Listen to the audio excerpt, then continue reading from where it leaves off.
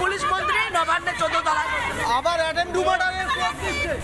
বললাম আমরা মার্ডার না করে হিন্দু হয়ে যখন লড়াই করছি হিন্দুদের জন্য, মমতা ব্যানার্জি তো হিন্দু না, বারংবার বলছি মমতা ব্যানার্জি হিন্দু না। এই মুহূর্তে মহিলা যাদেরকে গ্রেপ্তার করা হয়েছিল তাদেরকে মেডিকেল করা হয়েছে, তাদের মেডিকেল কমপ্লিট হয়ে গেছে, তাদেরকে প্রিজন ভ্যানে তোলা হচ্ছে।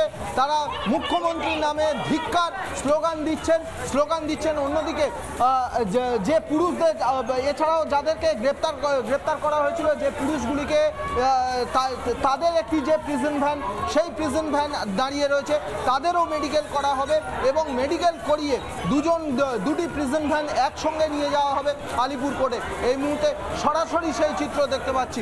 মহিলাদের যে প্রিজন ভ্যান দাঁড়িয়ে রয়েছে, মহিলাদের প্রিজন ভ্যানটি এই মুহূর্তে এদের মেডিকেল কমপ্লিট হয়ে গিয়েছে। আমাদেরকে যে মিথ্যা মামলায় ফাঁসানো হলো, এর বিচার বাংলার জনগণ করবে। আমরা দীপু হত্যার বিচার চেয়েছিলাম, আর কিচ্ছু চাইনি, কিন্তু এই ফাঁসানোর ফল মমতা ব্যানার্জিকে 26-এ ভুগতে হবে। বাংলার সাধারণ মানুষ, প্রতিটা মানুষ গণতান্ত্রিক পদ্ধতিতে এর বিচার করে দেবে। মমতা বন্দ্যোপাধ্যায় এর ফল বুঝতে পারবে। গতকালকে পুলিশ লাঠিচার্জ করলো, পুলিশ আবার পুলিশ আমাদেরকে পেটালো, আমাদের হাত পা ভাঙলো। এই যে আমরা হসপিটাল থেকে ফিরছি, আবার পুলিশ আমাদের অ্যাটেম্প টু মার্ডার কেস ছিল। এটা কালীঘাটের নির্দেশে পুলিশ সব করছে। সিপি কোনো উত্তর দিতে পারছে না, থানার আইসি কোনো উত্তর দিতে পারছে না। তাদের বক্তব্য আমাদের কাছে এই পুলিশ পশ্চিমবাংলার পুলিশ না, বাংলাদেশের পুলিশ। এই পুলিশ আপাতত পুলিশ মন্ত্রী এবং তার গোটা পুলিশ প্রশাসন বাংলাদেশি উনি সরকারের হয়ে দালালি করছে। আমরা দীপু হত্যার বিচার চেয়েছি বলে আমাদের গ্রেফতার করেছে। বাংলার মানুষের উত্তর দেবে, প্রতিটা বাংলার মানুষের বিচার চাইবে, দিতে হবে মমতা বন্দ্যোপাধ্যায়কে উত্তর। গতকালকে যেভাবে একটানা আমরা কভার করেছি, একটানা কভারে যে আমরা দেখিয়ে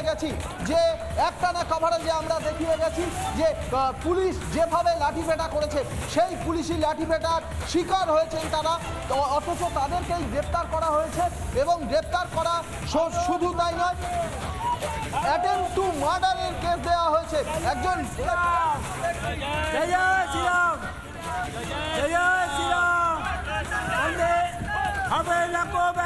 হিন্দুদের একজুট হয়ে মমতা ব্যানার্জি ভয় পেয়েছে বলে হিন্দুদের পরেশান করছে। আমি আহ্বান করছি দুনিয়ার হিন্দুকে এক হতে। বাংলাদেশে যে হিন্দুদের উপর অত্যাচার হচ্ছে, যে বাংলাদেশ আর পশ্চিমবঙ্গ একই পরিস্থিতি রয়েছে, তাই সকালকে এক হতে হবে। এই নামটা জিজ্ঞেস করুন। আপনার নাম? রোহিত সাউ, হিন্দু জাগরণ মঞ্চের। আপনি তো অনেক বয়স্ক ব্যক্তি, কোথা থেকে এসেছিলেন? কৈকালি এয়ারপোর্ট, নকুল ভট্টাচার্য। আপনাকেও অ্যারেস্ট করেছে?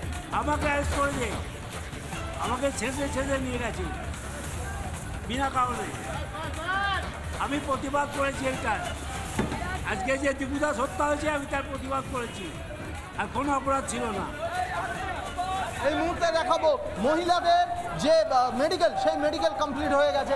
এই মুহূর্তে পুরুষ যাদেরকে গ্রেপ্তার করা হয়েছিল তাদেরকে এই মুহূর্তে চিত্তরঞ্জন হসপিটালে নিয়ে আসা হয়েছে। দুটো গাড়ি, একটি মহিলাদের প্রিজন ভ্যান, একটি পুরুষদের প্রিজন ভ্যান, মোট 19 জনকে নিয়ে আসা হয়েছে চিত্তরঞ্জন হসপিটালে। মহিলাদের মেডিকেল কমপ্লিট হয়ে গেছে, পুরুষদের যারা অ্যারেস্ট হয়েছে তাদের এবার মেডিকেল করাতে নিয়ে যাওয়া হচ্ছে।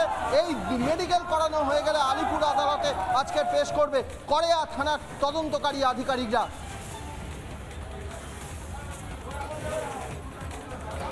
এই মুহূর্তে যে ছবি দেখাচ্ছি, ন্যাশনাল মেডিকেল কলেজে নিয়ে আসা হয়েছে। মেডিকেল করানোর জন্য 19 জন সনাতনীকে গতকাল গ্রেফতার করা হয়েছে। বাংলাদেশে হিন্দুদের উপরে অত্যাচারের প্রতিবাদ জানিয়েছিলেন তারা।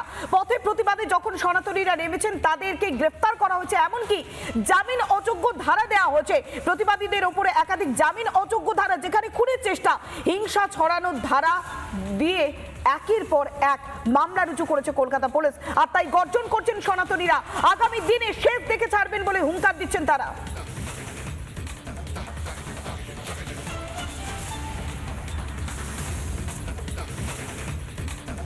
নানা ধরনের কন্টেন্ট দেখার জন্য লাইক করুন, শেয়ার করুন আমাদের ফেসবুক পেজ, সাবস্ক্রাইব করুন আমাদের ইউটিউব চ্যানেল।